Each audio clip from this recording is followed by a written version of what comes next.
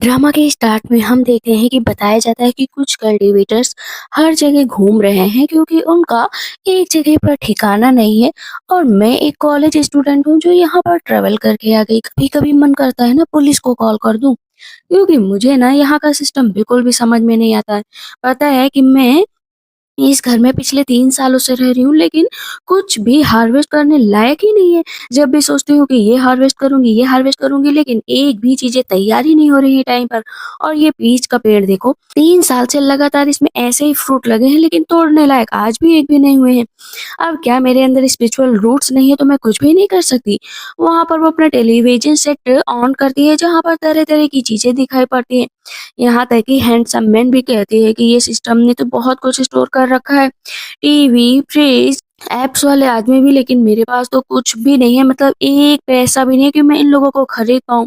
काश मेरे पास पैसे होते तो एक आदमी ही खरीद लेती। उसे दिखाई देता है किशमिश, कहती है ये मेरे पास एक अच्छी चीज़ है, इसको बेचकर मैं कॉपर कॉइन कम से कम कुछ तो इकट्ठा कर सकती हूँ। सारी किशमिश को इकट्ठा करती है और कहती है कि मैं 3 सालों से यहाँ पर छिपी हुई हूँ, अगर क्वीन फैमिली को पता चला। ऐसे ही वहाँ से निकलती है तो फिर आपस में बात करने लगते हैं कि हमारी ओनर भी ना पता नहीं किस चीज़ की बनी है। मैं 1000 साल पुराना पीच का पेड़ हूँ, तो जो फ्रूट्स है वो भी पकने में टाइम लगेगा, लेकिन हमारी ओनर को कहाँ दिखाई देता है। दूसरा पेड़ बोलता है कि हाँ सही कहा, लेकिन जिस हिसाब से ओनर का गुस्सा है ना, एक दिन वो अपने पेशेंस को खो देंगी और तुम्हारे 1000 ईयर पेड़ कट जाएगा, इसमें कुछ भी नहीं बचेगा और तुम्हारी लकड़ियों को वो मार्केट में बेच देगी। कहता है कि ऐसा कुछ नहीं होगा, हमारी ओनर इतनी भी बुरी नहीं है। कुन फैमिली को देखते हैं जहाँ पर ग्रैंडफादर बहुत गुस्सा कर रहे होते हैं, क्योंकि ब्लैक फिनिक्स उनके घर की एक इकलौती वारिस थी। मीन्स हर 60 सालों में एक अपने घर के लोगों को बलिदान देना पड़ता था ब्लैक फिनिक्स को लाने के लिए। वहां पर अब बारी थी 60 सालों बाद से बड़ी हानि हुई थी, तो उसे भेजने के लिए कहा जाता है कि उसे अपने आप को सेक्रीफाइस करना ही पड़ेगा। कहती फादर प्लीज मैं मरना नहीं चाहती, कोई ना कोई रास्ता निकालिए ना। उसके फादर कहते हैं कि एक ही लड़की है क्वीन यूयू, उसे यहाँ पर बुलाओ और वो जाएगी वहाँ पर मरने के लिए। इधर हम मार्केट में देखते हैं कि वो किशमिश बेच रही होती है, लेकिन बाकी सब लोगों के पास तो इतनी अच्छी चीजें होती हैं। सब कहते हैं इस लड़के के पास ना स्पिरिचुअल पावर है ना स्पिरिचुअल रूट्स है, और यहाँ पर हम लोग इतनी महंगी महंगी चीजें लेकर बेच रहे हैं, वो तो कोई खरीद नहीं रहा है। और इससे लग रहा है ना कि इसकी किस्में सब लोग खरीद लेंगे।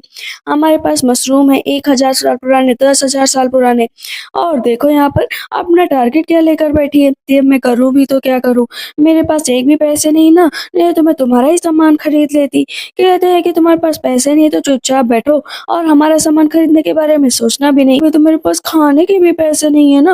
वो फिर से बैठ जाती है, कहती कोई बात नहीं। तभी हम देखते हैं कि वहां पर 3 लोग आ जाते हैं जो सिल्वर सेक्टर के होते हैं। सब कहते हैं मेरा सामान ले लो, मेरा सामान ले लो। फिर मार्केट में एक ऑरा बिखेर देते हैं, जिससे जो सबसे खास चीज होगी ना उनकी महक उन लोगों को पता चल जाएगी, क्योंकि बहुत ही जल्दी ये कंपटीशन होने वाला है और उन तीनों लोगों को वहां पर जाना है। उनकी ताकत इतनी कमजोर हो गई है कि उस फाउंडेशन में भाग लेने के लिए भी उन्हें ताकत चाहिए। सबके पास जाकर चीजें देखते हैं, लेकिन उन्हें एक भी चीजें समझ में नहीं आती।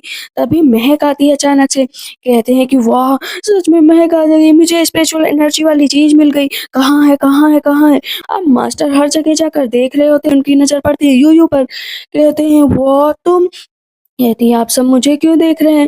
कहते तुम्हारे पास इतनी कीमती चीजें हैं, प्लीज मुझे दे दो। कहती है कि अच्छा आपको ये चाहिए तो ले लो। जैसे ही उसे देखते तो उनकी खुशी का ठिकाना नहीं रहते। तीनों आपस में बात करते हैं कि वॉर किंग के पास ही सिर्फ ऐसी चीजें देखी गई हैं। अगर हम लोगों को चैलेंज करना है ना तो इस बार ये चीजें खरीद लेते हैं, और हम लोगों को जीत से कोई भी नहीं रोक सकता। कहते हैं चलो ठीक है हम लोग खरीद लेते हैं। ओल्ड मैन देखते हैं क्वीन यूयू को, कहते हैं कि ये लड़की कोई मामूली लड़की तो लगती ही नहीं, लेकिन ये चेहरे पर जो टीका लगा है 1000 years old फिनिक्स का है। तुरंत ही ओल्ड मैन बोलते हैं कि मैं तुम्हारी आइडेंटिटी रिवील नहीं करूंगा, चिंता मत करो। कहती कौन सी आइडेंटिटी? अच्छा ये बताओ पहले ये किसमिस मुझे कितने में दोगी? वो अपनी 3 उंगलियां आगे करती है, 300,000 तेल देने के लिए तैयार हो जाते हैं। कहती है कि इतना ज्यादा? अरे सच में मैं तो अब सब कुछ खरीद सकती हूँ, मेरे पास इतना सामान होगा ना कि देखने वाले हैरान रह जाएंगे। लॉर्ड को इनको क्या लग रहा था ना कि शायद इसे इतने पैसे कम लग रहे हैं। कहते हैं अभी के लिए मुझे ये दे दो, बाद में जब भी मेरे पास पैसे होंगे मैं तुम्हें फिर से दे दूँगा। वो तीनों लोग खाते हैं और उसको पैसे मिलते हैं सच में साथ में एक चार्म भी। कहते हैं जब भी तुम्हें ज़रूरत हो इस चार्म का यूज़ करना, मैं तुम्हारे पास आ जाऊँगा। वो तुरंत ही वहाँ से भाग जाते हैं और तीनों तीनों ओल्ड मैन भी चले जाते हैं। जितने भी मार्केट वाले लोग होते हैं उनको यकीन नहीं होता कि हम लोगों के पास इतनी महँगी चीज़ें होने के बावजूद भी इसे इतनी अच्छी चीज़ें मिल गई। तो यूयू का भाई होता है ना, वो उसे ढूँढ रहा होता है जगह-जगह जाकर कि बताओ इस लड़की को यहाँ पर देखा है? एक आदमी बोलता है कि हाँ, बगल वाले घर में रहती है। जैसे वहाँ पर जाता है कहता है कि अच्छा, अपनी रेपुटेशन बचाने के लिए ऐसी जगह पर रह रही हो, लेकिन मेरे ट्रैप से नहीं बच पाओगी, आज तो मैं तुम्हें यहाँ से उठाकर ही लेकर जाऊँगा। किशमिश देखते हैं और तभी अचानक से एक झाड़ आकर से उससे टकरा जाती है और वो कहता है कि अभी तक तो यहाँ पर नहीं थी, ये यहाँ पर कैसे आई? वो कहता है कि कौन है यहाँ पर, मेरे सामने ट्रिक खेलने की ज़रूरत नहीं है। तभी मुर्गा आ जाता है और बोलता है कि तुम इडियट हो, यहाँ पर कैसे आए? पीच का पेड़ भी बोलने लगता है कि मेरी मास्टर नहीं तो तुम यहाँ पर कुछ भी करोगे? अभी बताता हूँ। पीच का पेड़ उसे गिरा देता है, वो दरवाज़ा खोलती है तो उसके मुँह के ऊपर ना अपना पैर रखी होती है। कहता है कि पैर हटाओगी अपना? पर जैसे वो देखती है कि उसका भाई खड़ा है, कहती है हेंगे, तुम यहाँ पर क्या कर रहे हो? वो उसके कज़न है। कहता है इस तरह मत देखो मुझे, चलो मैं तुम्हें लेने आया हूँ क्योंकि अब तुम यहाँ पर नहीं रह सकती हो। क्यों तुम्हें घर पर बुलाया गया है, कब तक अपने घर वालों से दूर रहोगी? मन में सोचती है इन लोगों के इरादे कुछ ठीक नहीं लग रहे हैं। मुझे लगता है जानबूझकर मुझे वहाँ पर बुलाया जा रहा है ताकि मेरे साथ कुछ गड़बड़ की जा सके। हेंगे कहता है इसको पकड़ लो और लेकर चलो। लेकिन वो बार-बार अपने आप को छुड़ा रही होती है तो इस पर हेंगे उसका गाल पकड़ लेता है कि बचने की कोशिश कितनी भी करो लेकिन बच नहीं सकती हो, आज स्पेशली मैं तुम्हें लेने आया हूँ। पीच का पेड़ कहता है बचाओ क्या मास्टर को? मुर्गा बोलता है बचाने की जरूरत नहीं है, मास्टर हमारी खुद स्ट्रांग है, उनका खुद कोई रीजन होगा इसी वजह से उसको पीट नहीं रही है, मैं किसी को बुला लूंगी देख लेना। कहता है अच्छा तो तुम इस पेपर से किसको बुलाओगे? कहती है मैं बुलाऊंगी। कहती है आए क्यों नहीं? मास्टर सिंह आए क्यों नहीं? कहाँ पर हो मास्टर सिंह? उसके ऊपर कुत्ते से हंसने लगता है कि किसको बुला रही हो? यहाँ पर तो एक चिड़िया भी नहीं आई तुम्हें बचाने। कहेंगे मैं नहीं जाऊंगी, प्लीज मुझे छोड़ दो, नहीं पर मेरी जगह ये बहुत अच्छी है। कहते हैं पकड़ो इसको लेकर चलो, लेकिन इतनी देर में मास्टर सिंह आ जाते हैं। मास्टर कहते हैं तुम्हारी हिम्मत कैसी हुई मेरे स्टूडेंट को हाथ लगाने की? कहते हैं लेकिन मास्टर आप यहाँ पर कैसे आ सकते हैं? कहते हैं क्यों? मेरे स्टूडेंट ने बुलाया तो मैं आऊंगा नहीं, उसको बचाने का काम मेरा है, इसी वजह से मैं यहाँ पर आया हूँ। कहते हैं कि प्लीज आप इसे भगा दीजिए ना, मैं इसके साथ नहीं जाना चाहती। कहते हैं अच्छा बताओ क्या करूँ, इसकी टांगे तोड़ दूं या इसका गला काट दूं, या तुम कोई और मौत का तरीका बता सकती हो? मैं उसको इस तरह से मार सकता हूँ, मुझे मारने में ना बड़ा ही मजा आता है। कहता है कि मैं तुम्हारा भाई हूँ तो मुझे कैसे मार सकती हो, वो भी इतनी बुरी मौत? मन में सोचती है नहीं नहीं, मैं अपने भाई को मार तो नहीं सकती हूँ, वैसे भी मेरा इससे क्या लेना देना, चाहे ये अपने रास्ते में यहीं पर रहूंगी। कहती है कि सुनो मास्टर सिंह, इसको जाने को कहो और आप मेरे साथ अंदर चलो। कहते हैं चलो जाओ यहाँ से तुम लोग। मास्टर सिंह बड़ी देर से इंतजार कर रहे होते हैं कि उसके लिए चाय बनकर आएगी। जैसे ही चाय बनकर आती है मास्टर बहुत खुश होते हैं और पहली सिप लेते ही उनको वोमिटिंग होने वाली होती है। वो किसी तरीके से अपने आप को कंट्रोल करते हैं क्योंकि वो चाय पीने के बाद शायद कल्टीवेट करने के बाद कोई जिंदा बच सकता है, अदरवाइज जिंदा बचना मुश्किल है। आपको ये चाय पीने के बाद क्या हुआ? कहते कुछ नहीं, स्पिरिचुअल एनर्जी मेरी थोड़ी डाउन हो रही थी ना, मैंने अपने आप को सही किया। लेकिन मास्टर नोटिस करते हैं कि जो यूयू होती है वो चाय पीती जा रही थी मतलब 1000 कप तक तो वो चाय पी लेती है लेकिन उसको कुछ भी नहीं होता। मन में सोचते हैं कि अगर मैं अपनी स्पिरिचुअल एनर्जी को कंट्रोल में नहीं करता ना तो फट जाता, लेकिन इसने 1000 चाय पी ली, इसको कुछ भी नहीं हुआ। कहती है कि आप बताइए ना कि क्वीन फैमिली मुझे क्यों ले जाना चाहती है, क्या मैं उनके साथ चली जाऊँ या यहीं पर रुकूँ? कहते हैं कि आपको क्या लगता है स्टूडेंट कि आपको जाना चाहिए? कहती है मुझे तो समझ ही नहीं आ रहा है क्योंकि इन लोगों के इरादे कभी अच्छे ही नहीं, मतलब मुझे कौन प्रोटेक्ट करेगा वहाँ पर? मैं तो इतनी अकेली हूँ, मेरे पास कोई भी नहीं है, क्या पता वो लोग मुझे जंगल में ही छोड़ दे। मास्टर कहते हैं चिंता मत करो, मैं तुम्हारे लिए तालिस्मान बना दूंगा। वो बनाने लगते और बनाते-बनाते इतना थक जाते कि पसीना निकल आता है। कहते हैं मैंने 800 तालिस्मान बना दिए हैं, ये इनफ है ना आपके लिए? कहते हैं नहीं नहीं इनफ नहीं है, अगर किसी ने मेरे ऊपर और अटैक किया तो 200 और बना दो, 1000 तो कम से कम हो ही जाए। बाहर से जो है हम देखते हैं कि उसका भाई कहता है कि ये लोग अंदर कर क्या रहे हैं, ये कोई डर्टी थिंग तो नहीं कर रहे हैं, अगर उसकी रेपुटेशन पे कुछ है तो इसको हम लोग अंदर कैसे भेजेंगे मरने के लिए? दरवाजा खुल जाता है जहाँ पर गिफ्ट के रूप में जो है मास्टर सिंह को बहुत सारे अंडे मिले थे। मास्टर कहते हैं कि हाई क्वालिटी वाले होली ग्रेड इलिक्शियर है, अगर 1000 तालिस्मान के बदले मुझे यही मिल गए ना तो ये मेरे लिए बहुत है। उसकी बहन अंदर बैठी है, इतनी देर में वो गायब होकर बाहर चली जाती। कहते तुम्हारे पास इतनी पावर कैसे आई, तुम वहां पर कैसे गई? कहती है कि अब मैं कौन फैमिली में जा तो रही हूँ, लेकिन देखो पहले जैसे बिल्कुल भी नहीं जाऊँगी, इस बार सबको अक्ल सिखा कर ही रहूँगी। वहाँ पर जाती है तो 2 लेडीज़ आपस में बात करने लगती है कि मिस तो जो है 3 साल पहले यहाँ से चली गई थी। ना इनके अंदर कोई स्पेशल रूट्स है, ना ही कोई टैलेंट। बेचारी कैसी है, इनका तो कोई साथ भी देने वाला नहीं। उसका फादर सोचता है कि अभी तक ये आई क्यों नहीं? तुम इसको ले आए हो ना, लेकिन अभी ग्रैंडफ़ादर को मत पता चलने देना, क्योंकि अभी इसको बहुत ज़्यादा कुछ सिखाना पड़ेगा। कहती मुझे क्या सिखाना है? तब तक से हानियो भी आ जाती, कहती ओह माय कज़िन, तुम तो एकदम कंट्री साइड की हो ना, बिल्कुल पम्पकिन जैसी लग रही हो। हेंगे जाता है, कहता है हानियो पता है ये बहुत ही अजीब तरह की लड़की है, इससे थोड़ा बचकर रहना। कहती हाँ ब्रदर, मैं तो बचकर ही रहूँगी, आपकी तरह स्टूपिड थोड़ी हूँ। कहती यंगर सिस्टर चलो आपको बाहर घुमाने लेकर चलती हूँ यार्ड में, क्योंकि आपने बहुत दिनों से कुछ देखा नहीं होगा ना।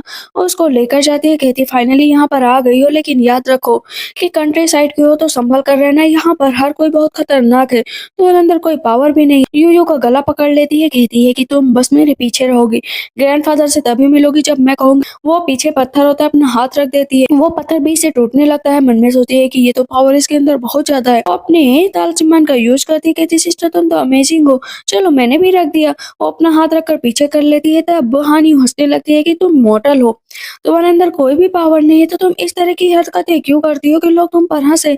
लेकिन अचानक से वो पत्थर में विस्फोट हो जाता है, कहती ये कैसे हुआ? ऐसा नहीं हो सकता, भी लोग होते हैं वहां पर आ जाते हैं। वो पत्थरों के बीच फंस जाती है, कहती मुझे बाहर निकालो, मुझे बाहर निकालो, मुझे यहाँ पर हानियों ने फंसा दिया है। ऐसे उसके फादर कहते हैं ये क्या किया?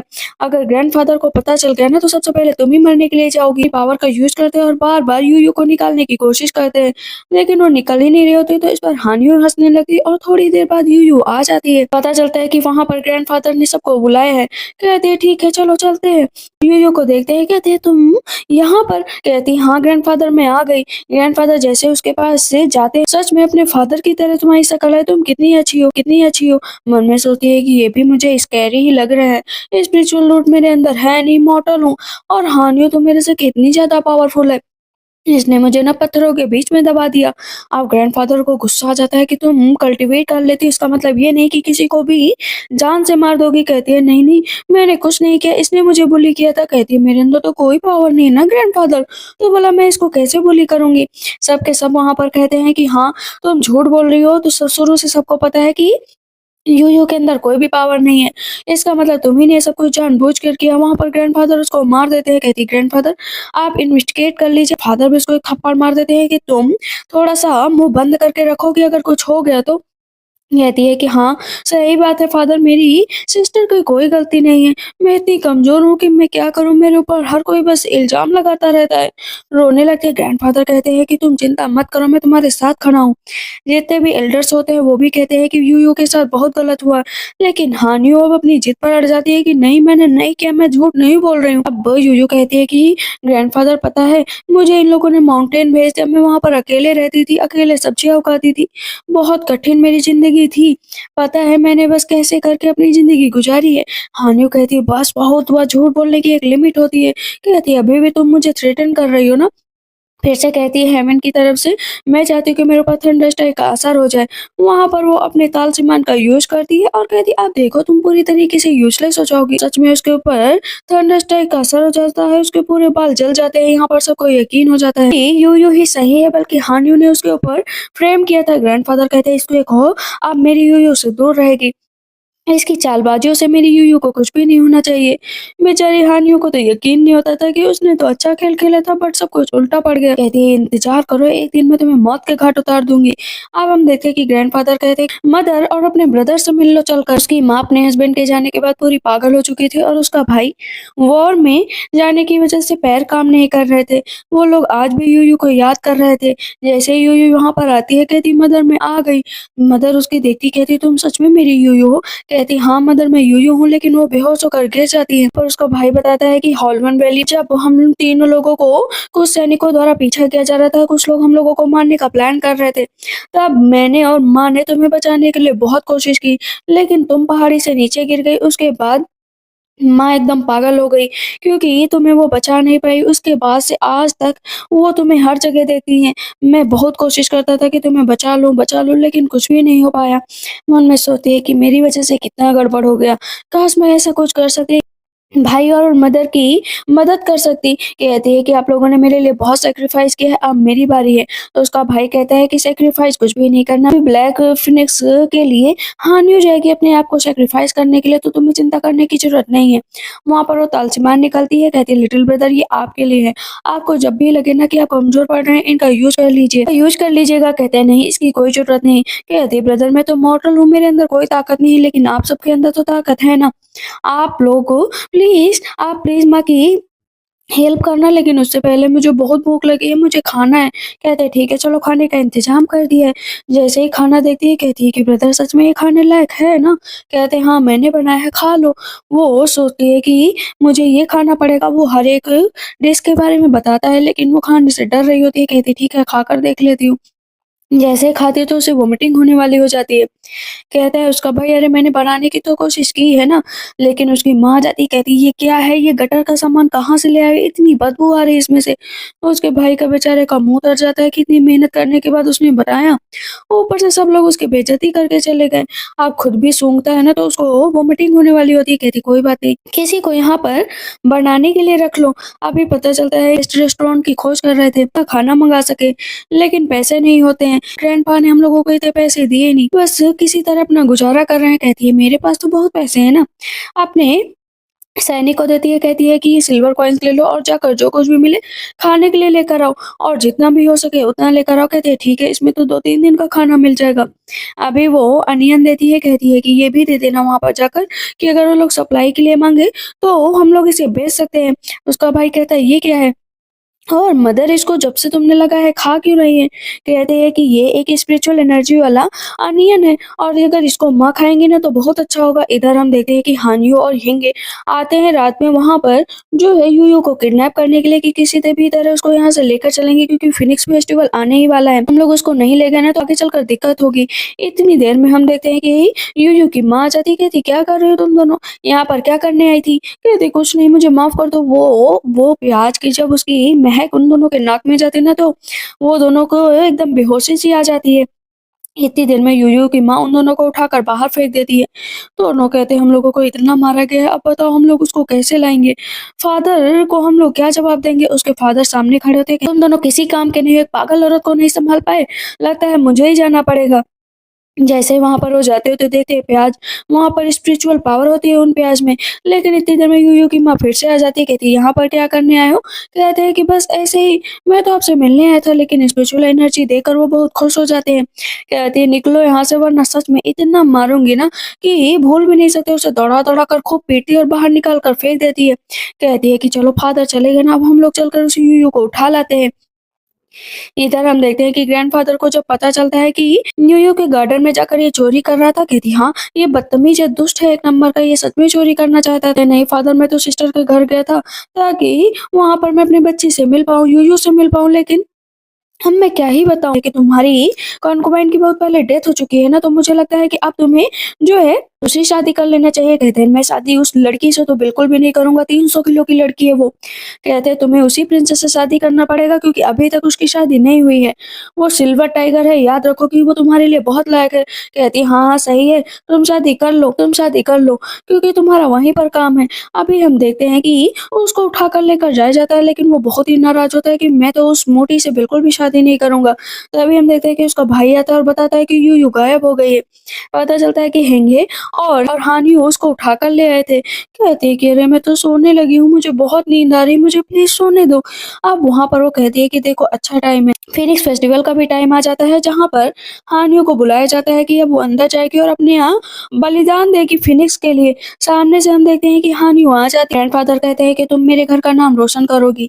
आगे चलकर 60 सालों तक की फिर से छुट्टी मिल जाएगी, तब तक कोई और आएगा बलिदान देने के लिए। सारे एल्डर्स उसको बधाई देते हैं और कहते हैं अंदर जाओ। वो तुरंत ही जा कॉफ़िन के अंदर लेट जाती है और बहुत स्माइल कर रही होती है, लेकिन उसका भाई कहता है यूयू कहाँ पर हो तुम?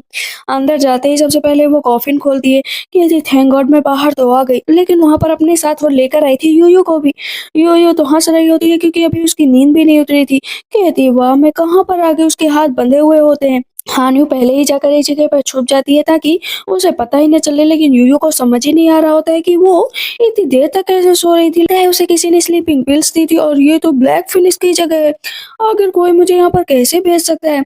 वो पहले सोचती है कि चलो बाहर निकलते हैं, लेकिन यहाँ पर ब्लैक फिनिक्स तो उसके पास ही आ जाता है। कहती है, अरे तुम्हारे बाल कहाँ पर हैं? तुम तो पूरे टकले हो चुके हो, कहीं पर भी एक बाल नहीं है। इस पर वो फिनिक्स ही होता है। ब्लैक फिनिक्स कहता है, ए लड़की, मेरे बारे में ऐसा मत बोलो। पता है कि मैं कितना पावरफुल हूँ, लोग मेरे पास आने के लिए अपना बलिदान देते हैं और तुम यहाँ पर मुझसे ऐसे बात कर रही हो। मन में सोचती है कि आखिर ये ब्लैक फिनिक्स गई कहाँ? कहती है, बताओ ना ब्लैक फिनिक्स कहाँ है? कहती है, अरे मैं ही हूँ, इतना क्यों सोच रही हो?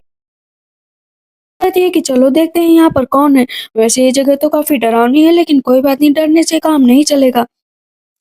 पता चलता है कि वहां पर यंग गर्ल्स को हमेशा ही सेक्रीफाइस करना पड़ता है। फिनिक्स थी ना, उन्हें ब्लड की तलाश होती थी जो वर्जिन लड़कियां होती थी। अभी कोई भी बलिदान की जरूरत नहीं थी, क्योंकि वहां पर 1000 ईयर्स पुरानी फिनिक्स आ गई थी। कहती है कि ये जगह तो काफी अच्छी लग रही है, लेकिन यहाँ पर पल्स लगे, सबसे पहले मैं यही ले लेती हूँ। ब्लैक फिनिक्स बोलती है कि अरे यार, पागल लड़की हो क्या? पल्स क्यों निकाल रही हो? ये सब हम लोगों के हैं। मन में सोचती है, हानियों की अभी तक कोई शोर क्यों नहीं आया? इसके ऊपर किसी ने अटैक क्यों नहीं किया और रोने की आवाज क्यों नहीं आ रही? पलट कर देखती है तो नीचे फिनिक्स होती है। कहती है, अरे अरे, फिनिक्स फिनिक्स फिनिक्स। वो डर गई होती है और पीछे चढ़कर बैठ जाती है। यहाँ पर यूयू को कुछ आवाजें सुनाई देती है। कहती है कि कोई तो यहाँ पर बोल रहा था। वो फिर से देखती है, लेकिन वहां पर उसके ऊपर कोई अटैक ही नहीं करता, बल्कि फिनिक्स हानियों के ऊपर ही अटैक कर देती है। उसे फिर से आवाजें सुनाई देती है। कहती है कि यहाँ पर कोई है, चलो भाग चलते हैं। मन में सोचती है, अभी तो यहीं पर थी, गई कहाँ? ये मेयर सी मॉडल है, आके इसके ऊपर कोई अटैक क्यों नहीं कर रहा है? एक मिथिकल बैरियर होता है, उसे पार करना होता है, लेकिन थंडर स्ट्राइक का वहां पर लगातार असर होगा। इसकी वजह से अब ब्लैक फिनिक्स भी डर रही होती है कि ये लड़की पागल है क्या, अंदर गई तो मर ही जाएगी। कि चलो चलो, लेकिन एक भी स्ट्राइक का उसके ऊपर असर ही नहीं होता था। उसे गायब करके वो अपने पर्स में रख लेती है और दरवाजे से निकल जाती है। मन में सोचती है कि ये लड़की क्या है, मुझे भी कैसे करके यहाँ से निकलना पड़ेगा, क्योंकि पहले ही स्ट्राइक का असर हो चुका था, तो उसके ऊपर किसी भी स्ट्राइक का असर नहीं होता। इधर हम देखते हैं कि सब लोग कहते हैं कि थोड़ी ही देर में ब्लैक फिनिक्स को लेकर हानियों आती ही होगी। सब बहुत प्राउड फील कर रहे होते हैं हानियों के ऊपर। इतनी देर में वहां पर आ जाती है यूयू। ग्रैंडफादर कहते हैं, तुम यहाँ पर? अब उसका भाई कहता है, तुम यहाँ पर? कहती है, हाँ, मुझे भी नहीं पता कि मैं अंदर कैसे गई। मैं होश में आई, इसलिए किसी को यकीन नहीं होता। यहाँ पर उसका भाई और फादर डर जाते हैं कि अगर यूयू अंदर थी तो हानियू कहाँ पर है। उसका भाई कहता है, हानियू हानियू प्लीज बाहर आ जाओ। थोड़ी देर में हानियू वहां पर आ जाती है। सब कहते हैं कि ये बताओ, क्या तुम्हारे पास ब्लैक फिनिक्स है? और यूयू अंदर कैसे गई? कहती है कि फादर, मुझे नहीं पता। वो अंदर गई और ब्लैक फिनिक्स को मैं लेकर आ गई। मन में सोचती है कि उसने अगर फायदा नहीं उठाया तो मैं इस चीज का अच्छा फायदा उठाऊंगी और ब्लैक फिनिक्स को मैंने अपने पास रखा है, इस बात को सबको बताऊंगी। कहते हैं, वाह वाह, बिल्कुल घायल किए हुए तुम बाहर आ गई। तुम इस सदी की सबसे महान नायिका हो। वो कुछ दिनों में पार्टी होगी जहाँ पर तुमको इंट्रोड्यूस कराया जाएगा कि तुमसे बढ़कर कोई भी नहीं है। लेकिन फिनिक्स कहाँ पर है? उसे लेकर आओ। कहती है, ग्रैंडफादर माफ करिएगा, लेकिन अभी वो सो रही है, इसी वजह से मैं उसे नहीं ले सकती। इधर हम देखते हैं कि पूरी टाइम यूयू उस फिनिक्स के साथ खेल रही होती है और उसे जाकर मुर्गियों के बीच में छोड़ देती है। सारे मुर्गे कह रहे होते हैं कि ये तो बिल्कुल भी हम लोग जैसा नहीं लग रहा है, बहुत ही अगली लग रहा है, इसके साथ हम लोग कैसे रहेंगे? तो इस पर फिनिक्स बोलता है, ओ अगली नहीं हूँ मैं, समझे? मैं सबसे पावरफुल ब्लैक फिनिक्स हूँ। इतनी देर में उसकी मदर आ जाती है। कहती है कि देखो, मैंने बहुत अच्छे से प्याज खाया। कहती है, मदर आपको और चाहिए तो मैं और लगा दूंगी। वहां पर उसके पास एक हथियार आता है और सिस्टम आता है कि इस हथियार को तुम्हें तेज करना है, तो अब तुम्हें और भी प्याज लगाने की जगह मिलेगी। कहती है, ठीक है। वो बस तेज करती रहती। तभी उसका ब्रदर आ जाता है। कहता है, क्या कर रही हो तुम? कहती है, बस कुछ नहीं, मुझे अभी बात नहीं करनी है। तभी उसकी माँ आ जाती है। वो भी देख रही होती है कि वो बस हथियार तेज कर रही होती है। सुबह से रात हो जाती है। तभी पता चलता है कि वहां पर पेंग आ जाते हैं उसे प्याज खरीदने के लिए, आगे चलकर ये रेस्टोरेंट को संभालेंगे। कहती है कि रेस्टोरेंट को, लेकिन मैं तो आपसे पहली बार मिली हूँ। उसके हाथ में वो हथियार देकर समझ जाते हैं कि ये आज से हजारों साल पहले का हथियार है। अगर ये चीज को इतनी आसानी से चला रही है, मतलब ये बहुत पावरफुल लड़की है। कहते, आपको कितना पैसा चाहिए? वो फिर से अपनी उंगली आगे करती, आपको 50,000 कॉइन्स चाहिए? कहती, नहीं नहीं, वहां मैं तो कुछ मांगने की कोशिश और करती हूँ, लेकिन मिल कुछ और जाता है। पेंग कहते हैं कि बस आप इसी तरह हम लोगों को सप्लाई करते रहिए, मैं पैसे की कमी नहीं होने दूंगा। अब पार्टी का आयोजन किया जाता है जहाँ पर जितने भी पावरफुल लोग थे ना, उनको बुलाया गया था। अब 1000 ईयर में जो है पहली बार ब्लैक फिनिक्स से बचकर, तो सब कहते हैं कि वाह, ये तो बहुत ही पावरफुल है। सब उसकी बहुत तारीफ कर रहे होते हैं। जो यूयू होते हैं ना, वो अपना कारोबार करना तो नहीं छोड़ सकती थी, इसी वजह से वो पेंग से मिलती है, लेकिन साथ में लेकर आई होती है ब्लैक फिनिक्स को भी। ब्लैक फिनिक्स कहती है तुम यहाँ पर मुझे लेकर आई हो ना, ये लोग मेरा सूप बनाकर पी जाएंगे। पर कोई जुई होती है जिसे हानियों की आइडेंटिटी पर थोड़ा शक होता है कि भी सच में ये ब्लैक फिनिक्स से मिली है कि नहीं मिली है। हानियों को भी पता चल जाता है कि ये पक्का मेरे बारे में पता ही करने आई है। ब्लैक फिनिक्स को लेकर पूरे टाइम टहल रही होती है इधर उधर यूयू। सब कहते हैं कि अगर तुम ब्लैक फिनिक्स से मिली हो ना, चलो दिखाओ, मैं भी तो देखूँ कि तुम उसके टच में आई हो या नहीं आई हो। अगर तुम्हारे आस-पास ब्लैक फिनिक्स होगी, तो अभी पता चल जाएगा। अब हानियो डर जाती है क्योंकि वो होती है एक पावरफुल भेड़िया, दूसरा वहाँ पर लड़का होता है वो पावरफुल स्नेक होता है जो 3000 ईयर्स पुराना स्नेक होता है, और वहाँ पर आई होती है एल्डेस्ट डॉटर लेई फैमिली की, जिससे उसके फादर की शादी करने की बात कही जा रही होती है। वो भी 300 साल पुरानी एक शेर थी। अब वहाँ पर इतने पावरफुल लोगों को देखकर वो भी डर जाती है कि आज सबके सामने उसकी बेइज्जती हो जाएगी। कहती है कि चलो लेकर आओ यहाँ पर ब्लैक फिनिक्स को लेकर आओ। बस सब कह रहे होते हैं कि हाँ, हाँ लेकर आओ, क्योंकि ब्लैक फिनिक्स वहीं पर होती है तो सबको दिख जाती है ब्लैक फिनिक्स, और ब्लैक फिनिक्स का ऑरा ऐसा होता है कि उससे कोई भी डर जाए। कि ग्रैंडफादर कहते हैं चलो अब उसे लेकर आओ। कहती है कि ग्रैंडफादर अभी भी वो सो रही है। सब कहते हैं कि क्या बेवकूफ बना रही हो क्या, कब तक वो सोएगी, अब उसे लेकर भी आओ। इधर वो कह रही होती है कि अब हम लोगों को चलना चाहिए। वहाँ पर यंग मास्टर आ जाते हैं।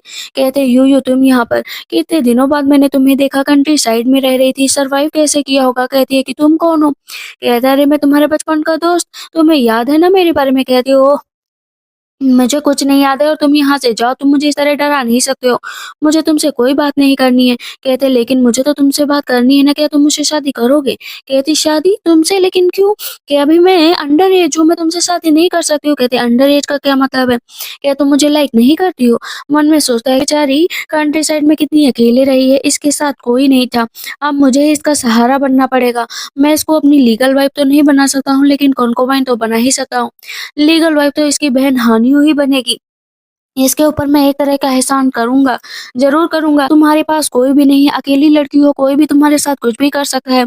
अंदर से ब्लैक फिनिक्स बोलती है, ये पागल है क्या? ये क्यों ऐसा कुछ बोल रहा है? बिना लड़के की ज़िंदगी नहीं कट सकती क्या? वो ब्लैक फिनिक्स को लेकर जा रही होती है, लेकिन देखती है कि सामने जियांग जो है उसके भाई का हाथ पकड़ कर खड़ी होती है। तुम जिंदा रहो या मर जाओ, लेकिन मैं तुम्हारे साथ हमेशा जिंदगी भर रहना चाहती हूँ। मैं तुमसे शादी करना चाहती हूँ। प्लीज मेरे प्यार को इस तरह इग्नोर मत करो। पैर से आप आहिज रहो, कैसे भी रहो, लेकिन मैं तुमसे ही शादी करना चाहती हूँ। कहते हैं क्या पागल हो क्या, मुझे श्राप क्यों दे रही हो? और मर जाऊं जल्द से जल्द। कहते नहीं, मैं मरने की बात नहीं कह रही हूँ। यहाँ पर वो बार-बार बोलता है कि मैं तुम्हारे लायक नहीं हूँ। वो भाग रही होती है गुस्सा करके, उसके भाई से तो सामने यूयू आ जाती है, वो कैच कर लेती है, तो वो अपने भाई से पूछती है कि भाई आप इससे शादी क्यों नहीं कर लेते? कहते हैं अब शादी बताओ कैसे करूँ? मेरे पैर किसी काम के हैं नहीं, मैं ज़्यादा दिन का मेहमान भी नहीं लगता हूँ। उससे शादी कर लूँगा तो वो खुद परेशान हो जाएगी। कहती लेकिन वो तुम्हें डिज़र्व करती है ना, क्या पता आप कल को ठीक हो जाओ और वो आपके हाथ से निकल जाए। लेकिन सबसे पहले इस हानियों के फादर से तो बदला लेना पड़ेगा। कहते हैं हाँ सही कहा। मन में सोचते हैं कि जब से मेरी बहन घर आई है तब से मैं हर रोज थोड़ा-थोड़ा स्ट्रॉन्ग फील कर रहा हूँ। इधर हम देखते हैं लिव फैमिली की बेटी को, जिसका नाम लियो झार होता है। आता है कहता है कि ये मेरे अंकल के लिए एकदम सही रहेगी। वो 39 इयर्स ओल्ड होती है और उसकी शादी अभी तक नहीं हुई होती। कहते हैं 1 मिनट आंट, आप मेरे साथ यहाँ पर रुकेंगी, आपके साथ एक डील करनी है। कहती कैसी डील। कहते हैं बस आप मेरे अंकल से शादी कर लो, आपकी जिंदगी भी सेट हो जाएगी और मेरी भी जिंदगी सेट हो जाएगी, क्योंकि ऑलरेडी उन्होंने मेरी जिंदगी में बहुत तहलका मचा कर रखा है। कहती ठीक है। वो कुछ सैनिकों के साथ एक प्लान बनाती है। कहती इसी पर काम करना है। ये जो कहती है कि बस टाइम आ गया है, चलकर अटैक करो। अभी हम देखते हैं कि उसके फादर हेंगे हानिए जा रहे होते हैं, तभी उसके ऊपर अटैक करने के लिए लोग आ जाते हैं। सब कहते हैं तुम कौन हो और क्यों अटैक करना चाहते हो। कहती है कि फादर मुझे लगता है कि मैं इन लोगों से लड़ नहीं पाऊंगी। अपना सबसे पहले भाग जाती है। कहते हैं कि नहीं चलो बेटा, हम दोनों लोग मिलकर लड़ाई करेंगे। हेंगे कहता है फादर मुझे भी नहीं लगता मैं लड़ाई कर पाऊंगा, और वो भी भाग जाते हैं। उसके फादर कहते हैं आओ मैं तुम लोगों से लड़ूंगा, लेकिन उनकी कोई भी पावर काम नहीं करती, बल्कि वो सैनिक उसको मारने लगते हैं। तभी वहाँ पर लियो आ जाती है। कहती फादर देखो मैं आपके लिए यहाँ पर एक सेना ले आई, कोई भी आपको जरा से भी चोट नहीं पहुंचा सका। तभी एक डॉग आ जाता है, तो लियो उस डॉग के साथ खेलने लगती है। उसके फादर कहते हैं अरे मेरी तरफ भी तो देख लो। इतनी देर में लियो कहती है ब्रदर टियान, आपको कोई भी बुली नहीं कर सकता है। लेकिन यहाँ पर जितनी भी उसकी पावर थी वो छीन ली जाती है, यहाँ तक कि उसके पैर भी अब काम नहीं करेंगे, जैसे जो है यूयू के भाई के नहीं कर रहे थे। कहती तुम ठीक तो हो ना, तुम ठीक तो हो ना। जैसे उसके फादर देखते हैं, कहते हैं इसकी डेंटेन पूरी तरीके से खराब हो चुकी है। वो सिर्फ़ एक ही चीज़ से सही होगी, वो है 1000 ईयर लोटस, और वो लोटस लेई फैमिली के पास है। अगर वो लेई फैमिली से लोटस चाहिए तो लेई फैमिली की डॉटर से शादी करनी पड़ेगी, मतलब लियो से। कहता है लेकिन मैं तुमसे शादी नहीं करना चाहता हूँ। कहती मैं तो तुम्ही से शादी करूँगी और तुम्हारे सिवा मेरा कौन है? अगर तुम्हें स्नो लोटस चाहिए तो शादी तो करनी ही पड़ेगी। हिंगे और हान्यू बोलते हैं कि फादर आप शादी कर लीजिए। मन में सोचती है कि पावरफुल लेडी है, शादी हो गई ना तो हम लोग भी पावरफुल रहेंगे। अब लियो क्या करते हैं ना, ब्रदर लियो क्या करते हैं ना, टियान को अपने कंधे पर जो है पैगी बैग बनाकर लेकर जा रही होती है शादी करने। सब उसको देखते हैं तो एकदम हैरान रह जाते हैं। इधर सबसे ज्यादा खुश तो उसका भाई होता है। इधर हम देखते हैं कि वो लोग एक खेत को लेते हैं जहाँ पर सोचते हैं कि प्याज को लगाएंगे, लेकिन वहाँ पर एक बुल होता है जो उन लोगों को मारने की कोशिश करता है और कभी भी खेती नहीं करने देता है। वहाँ पर वो उस बुल से लड़ाई करती है और उसे रोक भी लेती है। सब कहते हैं लेडी आप तो कितनी पावरफुल। बुल भी कहता है कि आज के बाद से मैं इस जगह की रखवाली करूंगा और कभी भी किसी के ऊपर अटैक नहीं करूंगा। सब उसकी बहादुरी देखकर बहुत खुश होते हैं, यहाँ तक कि बुल भी उसे ग्रीट करता है। पेंग तो देखकर ही भाग जाते हैं। इधर हम देखते हैं कि शादी की रात जो है टियान की हालत अब बुरी हो चुकी होती है। तब टियान बोलता है कि तुमने जो करना था कर लिया ना, अब मुझे प्लीज 1000 ईयर्स ओल्ड लोटस दे दो ताकि मैं ठीक हो सकूं। लेकिन लियो अच्छे से जानती थी कि जैसे इसे लोटस मिल जाएगा ना ये मुझे छोड़ देगा। अपने आप को बहुत होशियार समझने की कोशिश करता है। कहते हैं अब क्या चाहिए? यदि देखो अभी तो मुझे बहुत कुछ चाहिए, अभी तो पूरी रात बाकी ही है और वैसे भी इतनी जल्दी क्या है? नहीं प्लीज मुझे छोड़ दो। इधर हम देखते हैं उसका भाई जाता है आज अपने फादर की टैबलेट के पास। कहता है कि फादर अंकल ने जो भी आपके साथ किया ना, आज उसका खामियाजा उसको भुगतना ही पड़ेगा। उसकी माँ पतियों को देखकर बहुत अच्छा महसूस कर रही होती है तो उन लोगों को लगता है कि उसकी माँ ठीक हो गई। कहती है माँ आप ठीक हो गई ना, लेकिन अचानक से उसकी माँ फिर से पागलों जैसा बिहेव करने लगती है और वहां से चली जाती है। देखते हैं कि रात में वो पूरे खेत में ना प्याज लगा देती है और उन प्याज को अपने पावर के ज़रिए सही भी कर देती है। कहती है वाह! हर डे बाय डे मैं इसको इम्प्रूव करूँगी और देखना पूरे ए पर अपना अधिकार जमाऊँगी। लेकिन सिस्टम ने आकर उससे कह दिया था कि तुम्हें बहुत जल्दी ही कोई न कोई मिल जाएगा, लेकिन इसके पहले तुम्हें एक लोहार को ढूँढना पड़ेगा जो ऐसा वेपन बनाए मुझे प्रभावित कर सके। कहती है इतनी सी बात मैं अभी जाती हूँ। इधर हम देखते हैं वो फिर से गाँव वाले कपड़े पहन लेती है। कहती है मुझे ज़रूरी काम के लिए जाना है। इधर हम एक लोहार को देखते हैं जो कोई भी हथियार यूँ बना सकता था। लेकिन आज बैठा हुआ था कि मेरे पास इतने सारे हथियार बनाने को हो, लेकिन मैंने कभी किसी पावरफुल हथियार को ही नहीं बनाया। इतनी देर में वहाँ पर यूयू पहुँच जाती है। कहते क्या हुआ, क्या करने आई हो? कहती ना मुझे आपके साथ काम करना है। कहते तुम ओए मेरे साथ काम कर रही हो, ताकत है तुम्हारे अंदर? कहती मेरे पास बहुत ताकत है। वहाँ पर एक हथौड़ा रखा होता है जिसे आज तक कोई भी नहीं उठा पाया था। लेकिन वो मन में सोचती है कि मुझे कोई न कोई अच्छी चीज़ बनानी पड़ेगी। इसी वजह से वो होती उसी हथियार से पीट-पीट कर नया हथियार बनाने लगी है। लोहार की भी आँखें खुली रह जाती है कि इस हथियार को इसने उठा लिया। अब तो लोहार खुश हो जाते हैं कि मेरे पास गॉड ने एक अच्छी लड़की को भेज दिया है। वो बार-बार पढ़ रही होती है, कहती है कि ऐसा क्या करूँ, ये सिस्टम तो मुझे परेशान कर रहा है। एक छोटी-सी हथौड़ी बनाती है। छोटी वाली हथौड़ी वहाँ पर यूज़ करना जहाँ पर छोटी-छोटी चीज़ें हो। कहते हैं कि तुम तो मुझसे ऐसे बात कर रही हो जैसे मैंने कभी कोई चीज़ देखी ही नहीं। यहाँ पर वो लोहार आकर बात कर रहे होते हैं ग्रैंडफ़ादर से कि आपकी ग्रैंडडॉटर तो बहुत पावरफुल है। उसने बहुत अच्छा काम किया है। अभी उसके प्याज़ और भी बड़े हो गए होते हैं, लेकिन फिर से ब्लैक स्मिथ के पास जाती है। जहाँ पर कहती है कि देखो ट्रेज़र तो तुम्हें बनाना ही पड़ेगा, बाकी पैसों की चिंता तुम मत करो। कहते हैं लेकिन उसके लिए जैसे मटेरियल चाहिए, वो मटेरियल इतनी आसानी से नहीं मिलेगा। कहती है मटेरियल की चिंता मत करो, मैंने कहा ना अंकल बस आप तैयारी करो। वो भी जाती है वहाँ पर नई-नई चीज़ों को बनाने के लिए, पर उसके बहुत सारे हथियार बनाकर रखे होते हैं और उसकी टेक्निक फैंसी स्किल देखकर अंकल बहुत खुश थे। कहते हैं कि इसके इंटेंशन बहुत अच्छे हैं। वहाँ पर अभी लोहार को जो है ताकत मिल गई होती है मिरर की। कहते हैं थैंक यू सो मच हानियो और भेंगे की एक ही चाल होती है कि कैसे भी करके उसका प्याज उखाड़ना पड़ेगा ताकि हम लोग भी उसकी खेती कर पाएँ। वो प्याज चुरा लेता है, लेकिन तभी वहाँ पर ब्लैक फिनिक्स आ जाता है। कहता है ओ चोर चोर चोर तुम ये चुरा कर नहीं ले जा सकते, और उसकी माँ भी आ जाती है, उसे उठाकर फिर से फेंक देती है। कहते हैं फाइनली मुझे कुछ तो मिल ही गया है। इधर हम देखते हैं लियो को जो टियान की ना दिन रात केयर कर रही थी और उसे प्याज भी मिल जाता है। कहती तुम लोगों ने अच्छा काम किया। अब उस जो यूयू है ना उसको सबक सिखाकर रहेंगे, जाकर ऐसा हथियार तैयार करो जो हम लोगों के लिए बहुत अच्छा हो। लोहार ही ऐसा हथियार बना सकता था तो हानियो कहती प्लीज आप मेरे लिए बना दो। कहते नहीं बनाऊंगा। कहती जो कहोगे देने के लिए तैयार हो, लेकिन प्लीज बना दो। जैसे सिल्वर टेल्स देखता है, कहता है सोच कर बताऊंगा कि बना सकता हूँ या नहीं बना सकता हूँ। हानियों को बहुत गुस्सा आ रहा होता है, तो सबसे पहले वो जाता है यूयू से मिलने के लिए। तो यूयू कहती है कि अंकल आप फ्रूट्स खा लीजिए। कहते हैं नहीं, आज मैं तुम्हें अपना कुछ अच्छा काम दिखाने आया हूँ। ये स्पिरिचुअल पावर के द्वारा बनाई गई एक तलवार है, 3000 साल पुरानी है, लेकिन मैंने इसे परफेक्टली सब कुछ सही कर दिया है। उसकी माँ को क्या लग रहा था ना कि ये लोहार यहाँ पर मेरी बेटी को कष्ट पहुंचाने आया है। पेंग भी खड़े होते हैं, सोचते हैं कि अगर ये अपने झांसे में यूयू को ले लेगा तो मेरे प्याज का क्या होगा? कहता है लेडी, मैंने तुम्हारे लिए एक ब्रेसलेट भी बनाया है, ये तुम्हारे लिए है। हानि तो बहुत गुस्सा होती है कि मैंने इसे सिल्वर टेल्स दिया, लेकिन ये यूयू के पीछे पड़ा हुआ है। कोई बात नहीं, मैं अपना काम तो निकाल ही लूंगी, हार्टलेस बनने पर तुमने मुझे मजबूर किया है।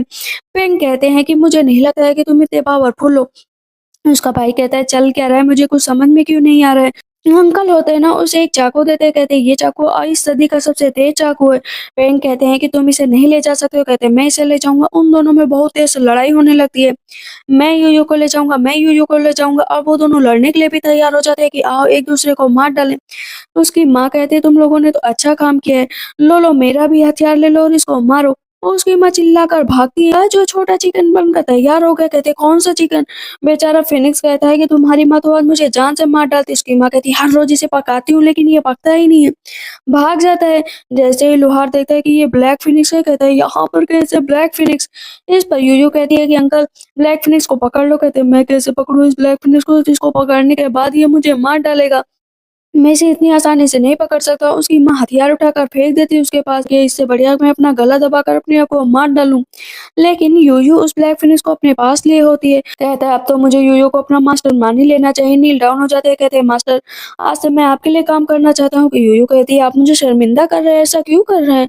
मैं बिल्कुल भी पावरफुल नहीं हूँ। इधर हम हानियों को देखते हैं जो अपने फादर के लिए फूल लेकर गई होती है। कहते हैं थैंक यू सो मच, बहुत ही जल्दी कंपटीशन होने वाला है ना, उस दिन तक तो आपकी डेथ हो जाएगी क्योंकि उन फूल में पॉइजन मिला होता है। इधर हम देखते हैं यूयू को, जो सबको बुलाती है और कहती है कि खेत के चारों तरफ पहरेदारी बढ़ा दो। वहाँ पर कोई उठा भी नहीं पा रहा होता है, यंग यंग लोग भी कहते हैं तुम लोग कितने बेकार हो, चलो मैं उठा कर दिखाती हूँ। वो एक हाथ से उठा देती है, लेकिन अभी उसको जरूरत थी एक अच्छे खासे इंसान की। मॉडर्न वर्ल्ड से एक लड़का आ जाता है, उस एरा में उसका प्रेमी था, बट उस टाइम पर भी यूयू ने उसे भाव नहीं दिया था, और आज भी यूयू उसे भाव नहीं दे रही थी। कहते मैं कुछ बोलूंगा नहीं, जो काम करवाना है करा लो। कहते तुम हैंडसम हो, अच्छे हो, मेरे लिए ये काम करो और जाकर सारे खेत के चारों तरफ पहरेदारी बढ़ा दो। वहां पर वो चारों तरफ लोहे का जाल लगवा लेती है। बैंक कहता है ये लड़का कौन है? कहती है मैंने इसे असिस्टेंट के रूप में रखा है। जितने 3 लोग होते हैं ना, वो तो एकदम कमजोर होते हैं लेकिन पैसे पाकर खुश हो जाते हैं। कहती है अब तुम मेरे लिए काम करो, लेकिन इधर ग्रैंडफादर को वोमिटिंग हो रही होती है। मैं तो सब कुछ सही कर रहा हूँ, तो ये वोमिटिंग क्यों हो रही है? मुझे जल्द से जल्द पिल खा लेनी चाहिए ताकि मेरे अंदर ताकत आ सके। इस पर हानियो कहती है कि ताकत कैसे आएगी, आप तो वैसे भी वो पिल खाकर और भी जल्दी मर जाएंगे। पीछे से यूयू कहती है किसको मारने का प्लान हो रहा है? कहती तुम दूर हटो, किसी को मारने का प्लान नहीं हो रहा है। इधर वो फिर से लोहार के पास जाती है, कहती क्या हुआ? कहता है कि कुछ नहीं मास्टर, बस मैं ऐसे ही कुछ काम कर रहा था। जितना भी ज्यादा वो यूयू के साथ काम करते हैं उन्हें ताकत मिलती जाती, लेकिन वहां पर तभी वही लड़का आ जाता है और लड़के को उस अटायर में देखकर उसके नाक से खून निकलने लगता है कि भला इतना हैंडसम कोई कैसे हो सकता है। पता चलता है कि वहां पर कोई अटैक करने के लिए आया है, तो कहती है कि मैं जा रही हूँ, लेकिन वो लड़का बोलता है कि तुम नहीं, मैं तुम्हारा नौकर हूँ, तो तुम्हारे लिए मैं ये सब काम करूंगा। कहती है अरे तुम्हें कितना खून लग गया, तुम चुपचाप लेट जाओ। इतनी देर में उसका भाई आ जाता है, कहता है चलो। कहती है भाई मैं थोड़ी देर में आ जाऊंगी। उसको उठाती है, कहती है कि तुमने मेरे लिए इतना स्ट्रगल किया। कहते हैं कि तुम्हारे लिए काम करता हूँ तो स्ट्रगल तो करूंगा ही। वो फिर से लेट जाता है सोने के लिए। वो उसके एक घाव पर पट्टी लगाती है और वहां से चली जाती। कहता आज नहीं तो कल, कभी न कभी तो तुम मेरे प्यार को समझोगे ही। वहाँ पर उसने कुछ लोगों को बुलाया था कि जाकर उसको मार कर आओ, मीन्स लोहार को, लेकिन वो लोग लोहार को तो मार नहीं पाते, वापस उल्टा आ जाते। कहती है ये सब बेकार है, मुझे ही कुछ करना पड़ेगा। यू और अंकल खड़े होते हैं, कहते हैं कि हम लोगों ने बहुत सारी चीजें आपस में बना ली हैं कि हम लोग एक नई चीज का इन्वेंट करेंगे। वहां पर वो मिलाकर एक जड़ी बूटी बना देती है, साथ में अपने ग्रैंडफादर के लिए हाथ की छड़ी। वो पावर जो है उस सदी की सबसे ज्यादा चमकदार पावर थी, इसी वजह से आसमान में गई थी। इधर ग्रैंडफादर देखते हैं कि उनकी तबीयत ज़्यादा खराब हो रही है। लियो कहती है चिंता मत करो, चलो हम लोग भी चलते हैं। वहाँ पर एक धनुष बनाती है ग्रैंडफादर के लिए हाथ की छड़ी। हानियो कहती है जल्द से जल्द चलो उस हथियार के पास, जो भी उस पे अपना ब्लड लगा देगा वो हथियार उसका हो जाएगा, लेकिन वो लोग देखते हैं कि वहाँ पर यूयू खड़ी है। किसी को यकीन नहीं होता कि यूयू हथियार कैसे बना सकती है, लेकिन उस धनुष पर यूयू पहले अपना ब्लड लगा देती है। तब हान्यू को गुस्सा आ जाता है, सब लोग वहाँ से चले जाते हैं। भाई की प्रेमिका आती है, कहती है तुमने अच्छा काम किया है। ग्रैंडफादर कहते हैं हाँ तुमने सच में अच्छा काम किया है, लेकिन वोमिटिंग होने लगती है। कहती ग्रैंडफादर आपको क्या हुआ है? लेकिन आपके रूम में कितनी गंदी स्मेल आ रही है। कहते कोई भी गंदी स्मेल नहीं है, वो सूंघने लगती है चारों तरफ। कहती नहीं ग्रैंडफादर सच में यहाँ पर स्मेल है। तुरंत ही वो पॉट उठाकर नीचे फेंक देती है। तो लोहार बताते हैं कि इसमें जो है पॉइजन मिला हुआ है जो आपकी जान ले सकता है। कहते हैं कि ये हान्यू मेरे साथ ऐसा कर सकती है, मैंने नहीं सोचा था। वहाँ पर वो अपने ग्रैंडफादर को हथियार देती है, कहती है ये आपके लिए। अपना उस पर ब्लड निकालते हैं तो उसके अंदर से ड्रैगन निकालता है। कहता है कि बॉस बताइए मैं आपके लिए क्या कर सकता हूँ। कहते हैं वाह मैं तो सबसे पावरफुल बन गया। इधर हम देखते हैं कि हेंगे और हान्यू क्या करते हैं ना, सोचते हैं इसके खेत को बर्बाद कर देंगे और उसे यहाँ पर मार देंगे। सबसे पहले इस यूयो का ही काम खत्म कर देते हैं, लेकिन क्योंकि बैरियर चारों तरफ लगा होता है तो उस पर अटैक करने की कोशिश करती, कुछ भी नहीं होता। कहती मुझे कुछ और करना पड़ेगा। इतनी देर में वहाँ पर बुल आ जाते हैं उन लोगों पर अटैक करने के लिए। दूर से यूयो सब देख रही होती है, कहती है प्लीज मुझे बचा लो, मुझे बचा लो। जो है बुल को पीछे भेज देती, जो है हैंगे आ जाता है, कहता है कि थैंक यू सो मच कि तुमने मेरी जान बचा ली। कहती है बचा ली, लेकिन हानियों को भी सबक सिखाना ही पड़ेगा। वहाँ पर वो उसके ऊपर धनुष से अटैक करती है, तीर जाती है और डायरेक्ट उसके सीने में लग जाती है। वो बेहोश होकर वहाँ पर गिर जाती है। इधर हम देखते हैं कि अपना डिसेंडेंट घोषित करने के लिए आज ग्रैंडफादर खड़े थे, तो वो सोच रहे थे कि सब सोच रहे थे कि हानियों को घोषित करेंगे, लेकिन वहाँ पर वो यूयू को घोषित करते हैं डिसेंडेंट। तो सारे के सारे कारनामे जो आज तक हानियों ने किए थे ना, वो सब भी उजागर हो जाते हैं। लेकिन सबका ये भी कहना था कि ब्लैक फिनिक्स तो हानियों के पास है। इतनी देर में यूयू आ जाती है ब्लैक फिनिक्स को लेकर, कहते हैं इसमें भी तुम लोगों ने झूठ बोला। हानियों लेकर आई थी, तुम लोगों को यहाँ से बाहर निकाला जाता है, अब तुम सब कंट्री साइड में रहोगे। यूयू यहाँ पर रहेगी, इस घर के डिसेंडेंट बनकर, इस घर की कर्ता-धर्ता बनकर तुम लोगों को यहाँ से निकाला जाता है। कहती क्या सच में ब्लैक फिनिक्स मेरे हाथ में थी, मुझे कभी पता क्यों नहीं चला। वाह ये सेरेमनी और ये सब कुछ मेरे लिए है। पीछे से वो लड़का बोलता है कि फाइनली तुम्हें तो जगह मिल गई, काश तुम मुझे भी अपनी आंखों में उतनी ही जगह दे पाओ, लेकिन अगर नहीं भी दोगी तो मैं हमेशा ही मेहनत करूंगा। अब इसमें यूयू तो खुश हो जाती है और इसी के साथ इस ड्रामा की एंडिंग भी होती है। तो आप लोग को ये ड्रामा कैसा लगा मुझे कमेंट सेक्शन में जरूर बताइएगा। तब तक के लिए बाय बाय, ठीक है।